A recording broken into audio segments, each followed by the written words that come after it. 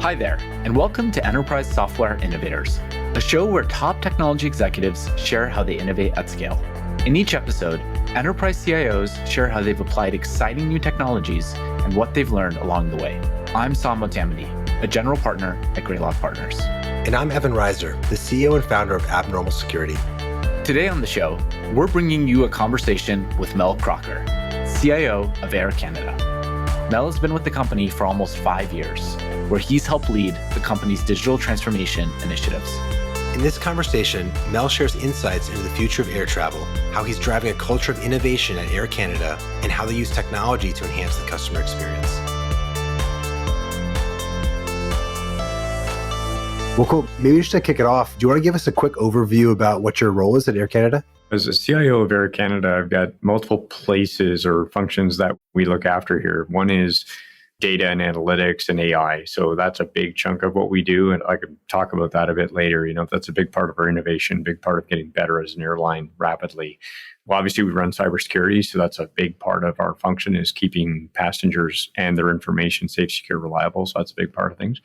And then it's really that all the dimensions associated with moving planes and passengers safely. So picture a good, 300 plus systems that are tied into getting everything from a passenger checked in on the day of flight all the way through to their destination, ideally with their bag, which has been a challenge for the industry in the last little while. Then the last part is the retail part, which is really we sell tickets. We move cargo as well. We do things like that. So that dimension of selling tickets and competing aggressively in a very tough market is one that we put a lot of energy into as well. So a collection of systems and analytics and things there as well. Yeah, that's pretty much what my accountability is. That's really cool. I think like most businesses, right, the scope of things you do is probably a lot more than people think from the outside and probably more than they really appreciate. Is there any kind of examples you can share of maybe some surprising ways that you guys use technology that someone from the outside might not, fully appreciate or understand? Sometimes things are simpler than you think. And in other cases, they're actually quite complicated behind the scenes. One of the things we're looking at right now, and it almost feels like a step backwards, in technology, but when a plane is at a gate, and you're getting ready to launch off the plane, you've got to do a whole bunch of things to sort of make that happen. The aircraft has to get fueled. You have to remove any sewage that may have come in when the flight was docking. You've got to be able to make sure the food's been delivered on time. There may be icing or de-icing required. You've got to load the passengers. You've got to send the manifest back to the appropriate government regulations. So during all of that, you think we could just kind of tick those things off in systems to say, yeah, that's done, that's done, that's done. But what's happened with the airline industry, and I've only been here 5 years, I'm continuing to learn a lot about it pretty much every day. But with the airline industry, it's not that old. It's certainly not a .com industry, but it's not as old as many industries. So a lot of those processes that I just talked about are still quite manual. And so one of the things we're looking aggressively at right now is you set up a camera that's watching the gate such that you can watch those events, certainly the ones outside the plane, happen. And then if any one of those is delayed or running quite long, like baggage loading or things like that, you can get the right folks involved to try and expedite that so that the aircraft gets off on time.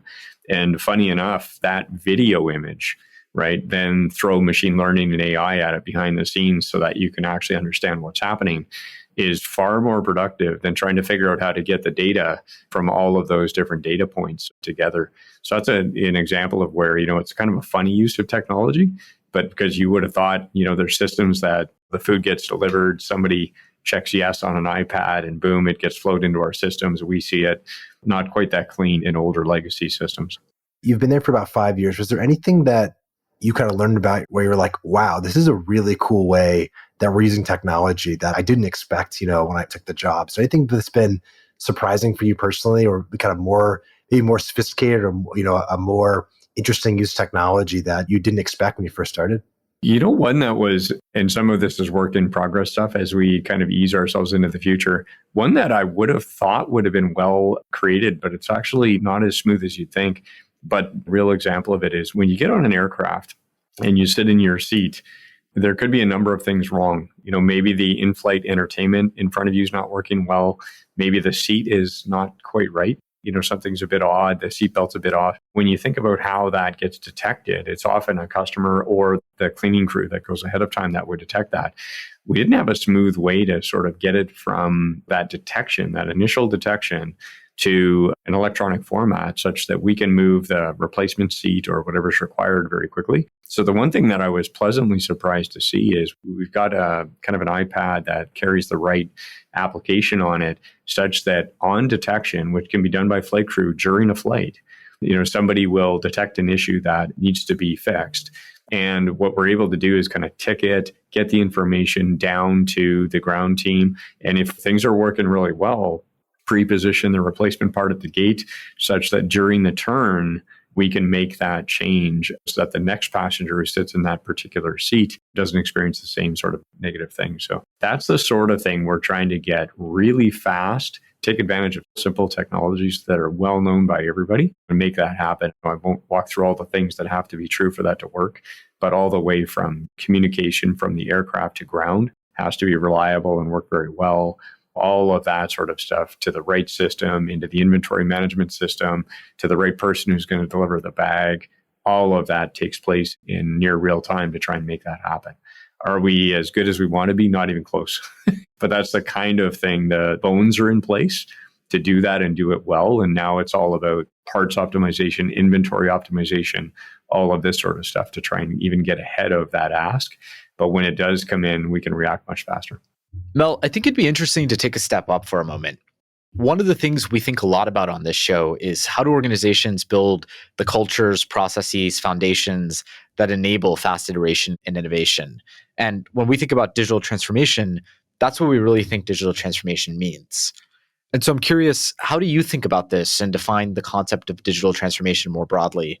And over the last several years at Air Canada, what are the things you've put in place, either foundational technology elements, cultural changes, key processes that you think have been important in terms of enabling this fast pace of change and innovation? I'll try and hit it in a couple of different dimensions. First, we do have a lot of systems. So you've got to keep those running and safe, secure, reliable operations all the time. So from an innovation perspective, we've been growing our team quite a bit over the last few years. The company itself came through a great journey. If you go back about 11 years, very difficult financial environment, kind of got to a stage where we had to do something different, changed our aircraft, changed our relationships with the unions at the time, and then got to the place where we had to invest in technology to drive some of the optimization that really let us compete on a level that we needed to compete on. We're in that phase right now. And so it's kind of a very cool time to be with Air Canada. So with that in mind, how do you do this? Well, ideas generally come from people. So how do you create an environment such that not just on the IT side, but on the business side, those folks can kick out an idea, do it in a way that they don't feel they have to defend it too strongly, and we can actually try it. We can give it a go and see if it makes sense. So this year we implemented, so we've done it a few times with the business and there's so many ideas that come from our business partners. It's like an endless stream of things that can be done, because there's so many areas for improvement or optimization. So those always get prioritized and kind of worked up in a normal portfolio assessment. When you talk about things that are a little more leading edge, quantum computing or things like that, often those ideas come in and people don't know, they're not really well thought through. This is exactly the problem it's going to solve. Here's how we're going to do this. Those kinds of things, we created a simple innovation program largely in IT right now, and we hope to expand it out a little broader into the company in the next little while, where we collected ideas from anybody who wanted to submit them, put them through a bit of a process where they brought their ideas to the table. We put a bit of a panel together to listen, and then we took 10 ideas. Out of those 10 ideas, 2 were put back on the shelf because we didn't think they were quite time to get going on them. The other 8, 2 went for rapid implementation, and the 6 that we said, you know what, let's factor those into the right teams with the right folks, because they're a great idea and it just needs to be put into almost a set of work that's going on. And so the beauty is we have 10 ideas that were put together by the team. Picture a slide that gets created with a bit of the story behind it. We were able to take sort of 8 of those 10 and do something meaningful in the organization. So yeah, in net summary, tap into the people and do it in a way that they see real actions out of their ideas. And I think that sort of self-fulfilling destiny where we get more and more of that. Mel, you spoke about building a separate innovation program. In my mind, playing back what you said, I think about these moonshot, bigger impact, longer term ideas. You talked about quantum as one such example.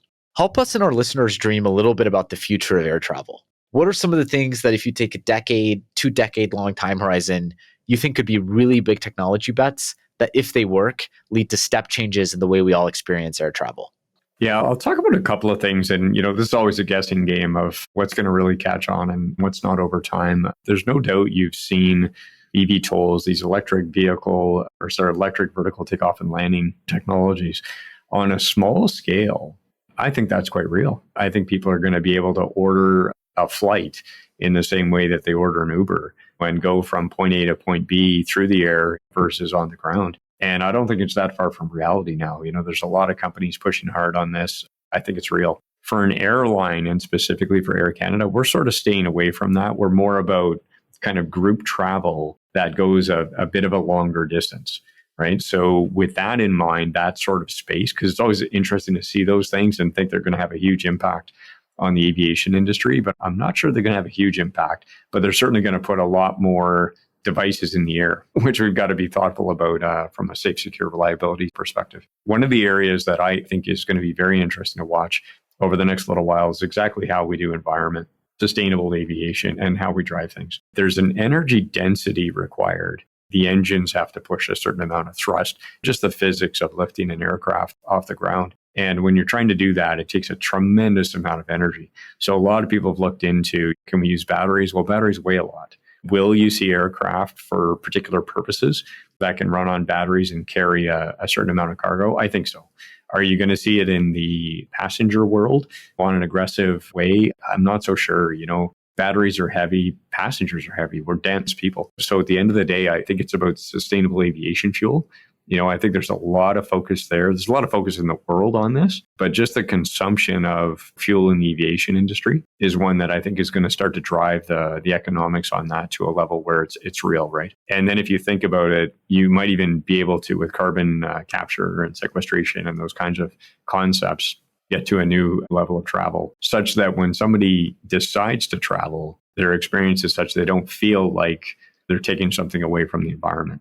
And in fact, you could get to a net contributor, meaning taking more carbon out than you're putting in. That's part of what we think about in the long-term journey. Most of the changes I think you're going to see are going to be on the experience of getting onto the aircraft and getting off the aircraft, right? So biometrics have come a long ways. The cameras are amazing now. Conceivably, I could literally show up in an Uber or some kind of vehicle that gets me to the airport. Many airports have bulk transportation that gets you there quite easily. You walk in, you don't have to dig out your passport. You don't have to dig out your PNR, recognizes my face, all done in a secure way. And in fact, more secure than what we do today in identifying people. And I can go all the way through check-in, through security, through the gate, onto the aircraft. It knows exactly who I am. It knows exactly what my ticket was. The system knows exactly where I'm seated, and it's a very smooth and easy experience where you don't actually have to come through anything significant. There's some baggage scanning technology that is starting to be looking very real, where you don't, and you've all been through this, right? You come up to security, you dig out your laptop, sometimes you dig out your phone, maybe you take your shoes off. Those kinds of processes are all able to be made much, much better with technology. So I think the biggest changes you're going to see is not so much that we move to a foundationally different kind of technology with the aircraft, although there's some interesting stuff on supersonic that has certainly caught my eye.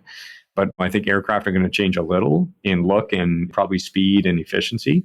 But I'm not sure that the idea of people getting together just because it's an energy density challenge, like they're still going to fly. But that experience to get onto the aircraft and get up in the air reliably, predictably, it's on time, you have a great experience. I think that's where you're going to see some big advances. Going back to something you talked about earlier, I think you said data analytics and AI are key thrusts of the technology focus at Air Canada.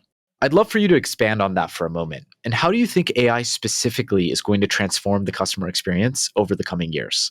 Yeah, AI for us, I think about it in 4 dimensions. There's machine learning. There is almost advanced visualization. so almost advanced analytics. There's optimization, and then there's simulation. So when I think about it in those sort of four groups of things, the one we do a lot of, and we have a lot of problems around this, is optimization. Well, I shouldn't say we do a lot of it. We have a lot of problems, and we're doing more and more of it as time goes on. But we have a ton of optimization problems. Picture scheduling aircraft, scheduling flight crew, trying to line those things up, smart in time and space and everything else. It's like a giant group of optimization challenges. Simulation is one where you've got the ability, you need to make a flight schedule change. So where are you going to fly to? How often are you going to fly there? What capacity of aircraft are you going to use?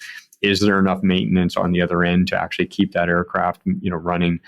Those are complicated simulations, where really you want to be able to constantly think and put in place the best flight schedule, the best network, we often call it, such that you're addressing the needs of the customer community, but you're also able to run a good business and create a good experience. So good example of experience that can go astray.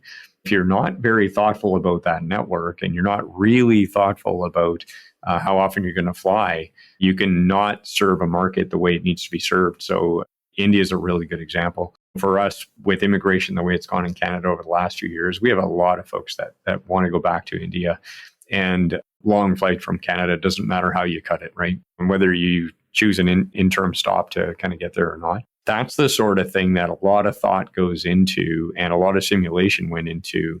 How do we do it such that the flight lands at the right time, we get the right gate in the right locations in Delhi, et cetera, and it creates an experience that's useful for people. They get off a plane, they get on a plane here at a right time of day that it's not ruining their lives, pretty much sleep at least part of the journey across.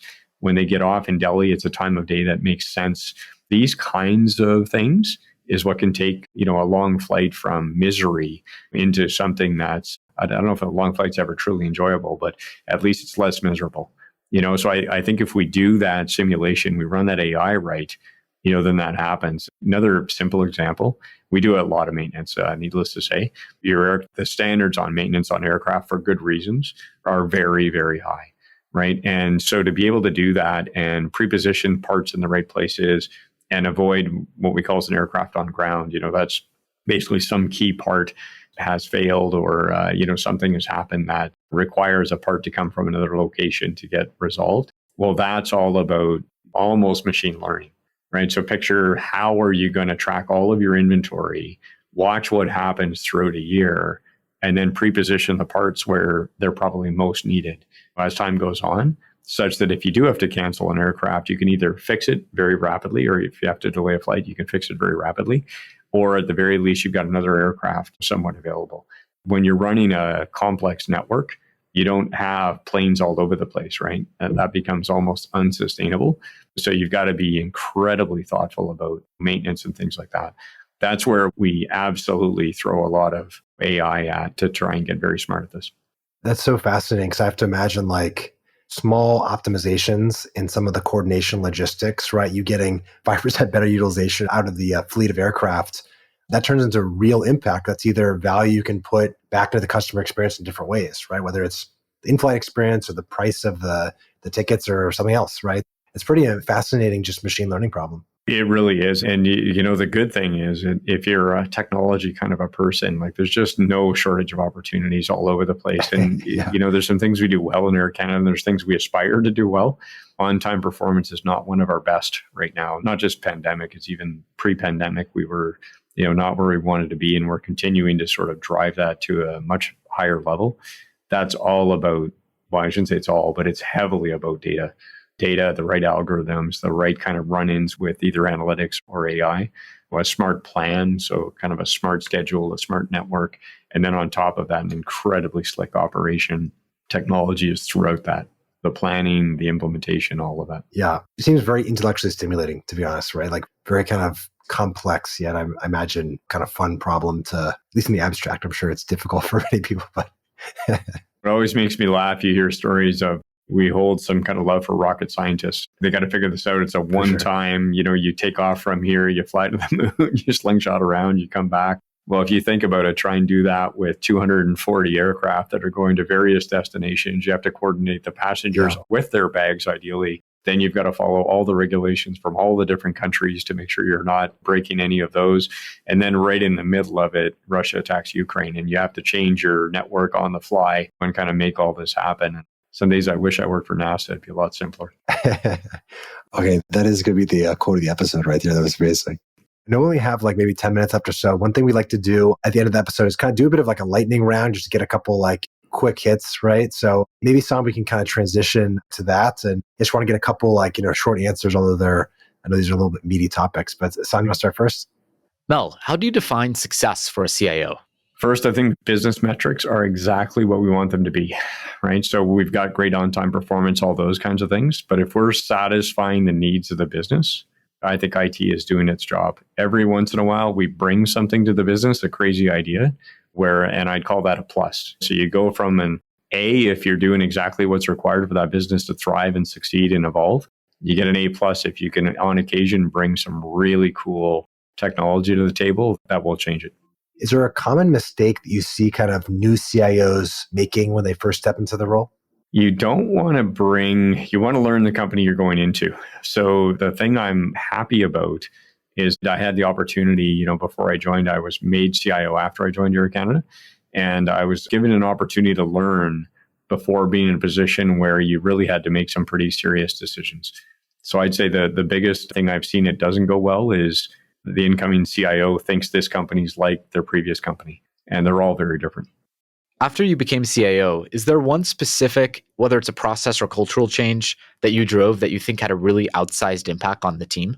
It's going to sound funny, but I think it's more leadership than anything. So in process of driving, I'm not sure I would say we're there yet, but I would say, deep respect for the individuals that are in the team members themselves, and trying to drive to a high performance. If we can achieve that, high-performing teams, high-performing individuals, everybody feels good. They're deeply respected. They're adding value. So sort of everything is working very, very well from a human perspective. I'd call that success for me. I'm a techie by nature. So that part I don't often talk about a ton, but the people parts are the ones that need more attention from me because it's not natural to me. Is there like a recent book you've read that's had a significant impact on you? And can you maybe share, which one and why? Yeah, I started to read Peak Mind. It's kind of a focus book. There's just enough about brains and how they work and things like that. But what I was finding, I'm sure it's true for any CIO, you have a lot of demands on your time and trying to figure out how to stay focused on a particular topic to get it to closure to then move on to the next topic really requires a person to, eliminate the distractions and get it done. We talked a lot today about what's coming from a technology perspective in the airline industry. Maybe just more generally on a personal level, what emerging technology are you personally most excited about? That's a really good question. I almost need to give you two answers. One is the human body biology, like some of the advances with DNA, eventually genetic engineering, like our understanding of the human body is making leaps and bounds now relative to the past. And I am very optimistic that's going to have a huge impact on people's lives across the board.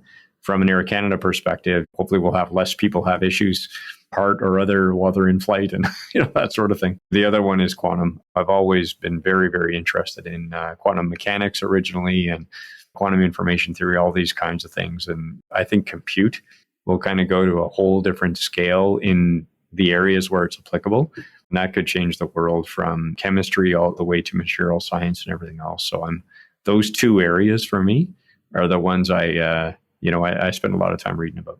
Those are both really good ones. And on the first, if you haven't read Walter Isaacson's book, The Code Breaker, I'd highly recommend it. Oh yeah, okay, looks like you have. I have, yeah. He's one of my favorite authors, yeah. So Mel, thank you so much for taking the time to speak with us. Really enjoyed having you on the show and appreciate you sharing your advice and wisdom with the world. Evan and Saam, really appreciate joining you today. It's been a lot of fun for me. That was Mel Crocker, CIO of Air Canada. Thanks for listening to the Enterprise Software Innovators podcast. I'm Saam Motamedi, a general partner at Greylock Partners. And I'm Evan Reiser, the CEO and founder of Abnormal Security. Please be sure to subscribe so you never miss an episode. You can find more great lessons from technology leaders and other enterprise software experts at enterprisesoftware.blog. This show is produced by Luke Reiser and Josh Meir.